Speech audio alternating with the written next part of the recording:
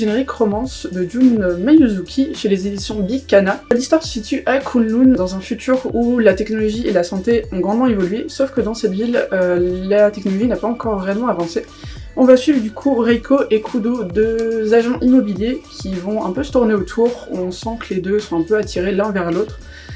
Sauf que Reiko, donc la jeune femme, va très vite comprendre que quelque chose ne va pas avec son collègue, puisqu'elle trouve une photo d'elle et lui très proche, alors qu'elle n'a aucun souvenir de cette familiarité. Ce qui est très cool dans ce manga, et qui pour moi est un manga très méconnu, c'est déjà les dessins qui font que l'œuvre est sublime. Donc la série n'est pas encore terminée, et pour l'instant il y a seulement 6 tomes audition Big Kana.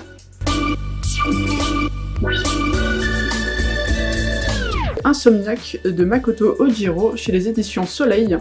Donc c'est l'histoire de deux jeunes lycéens qui sont tous les deux insomniaques, qui se retrouvent pratiquement tous les soirs pour leur club d'astronomie, et ils vont en fait tout simplement se balader dans la ville, commencer à prendre des photos du ciel et surtout commencer à discuter tous les deux. Ils vont progressivement se rapprocher et une petite histoire d'amour va commencer.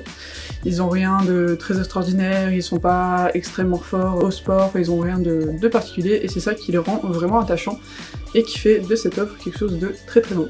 On est effectivement sur quelque chose d'assez contemplatif. On a énormément de visuels et de paysages qui sont de nuit. On voit par exemple les rues totalement désertes des ruelles du Japon.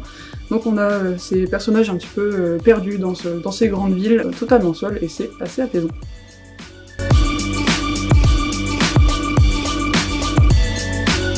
Donc les liens du sang de Shuzo Oshimi aux éditions Kiun. On va suivre cette maman qui a un fils, et l'amour est vraiment fusionnel entre les deux protagonistes. On peut dire qu'en fait elle le couve, elle le surcouve vraiment, et lui a une relation d'amitié très forte avec son cousin, et à un moment ils vont tous se promener en famille dans la forêt. En fait la mère trouve que le cousin prend beaucoup de place auprès de son fils, et contre toute attente en fait elle commet un geste irréparable, elle pousse le cousin qui est au bord du précipice et qui donc fait une chute. Alors il ne meurt pas, mais il est dans un état catastrophique. Au fur et à mesure on va se rendre compte que le fils couvre sa mère, parce qu'évidemment elle ne se dénonce pas, et on va s'apercevoir qu'il y a une relation qui est presque une relation toxique en fait entre la mère et le fils. C'est vraiment très dérangeant, ce que je vais retenir de ce titre,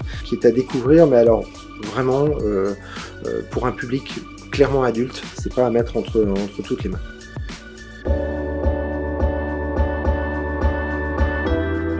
Fullmetal Alchemist de Hiromu Arakawa chez les éditions Kurokawa. Le coup de cœur ultime de ma collègue Chloé, qui aurait pu être le mien. On va suivre deux frères, Alphonse et Edouard Eric, qui pratiquent l'alchimie, comme pas mal de personnes dans ce monde-là. Sauf qu'eux ont pratiqué l'alchimie pour essayer de ramener leur mère à la vie, ce qui a totalement foiré.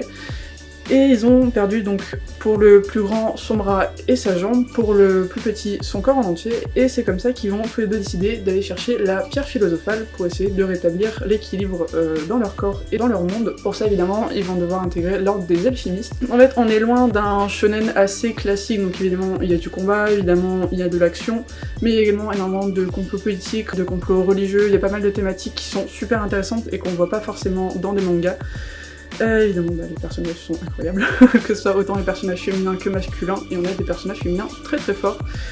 Ça se voit que c'est fait par une femme et que c'est bien fait.